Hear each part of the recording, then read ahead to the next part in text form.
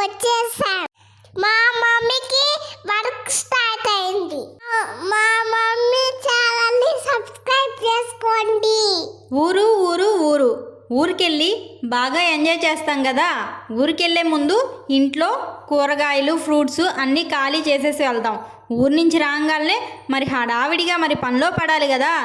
కూరగాయలు ఏమేమి ఉన్నాయో చూసుకోవాలి, పిల్లలకి స్కూల్కి స్నాక్ ఏమేమి కావాలో రెడీ చేసుకోవాలి, అన్నీ టపటపా అయిపోవాలి కదా. మరి ఈసారి ఊరికి వెళ్ళినప్పుడు ఎంజాయ్ చేసుకుంటా అక్కడ వీడియోలు అన్నీ తీసుకోవాలి అనుకున్నాను.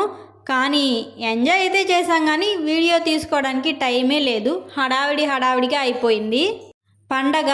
ఆ తర్వాత అనుకోకుండా ఫంక్షను, అటు ఇటు తిరగడమే సరిపోయింది. ఊరికి వెళ్ళాలంటే ఎంత ఇంట్రెస్ట్తో ఉంటామో, ఊరికి వెళ్ళాలి అని అన్నీ ప్యాక్ చేసుకొని బాగానే వెళ్తాం.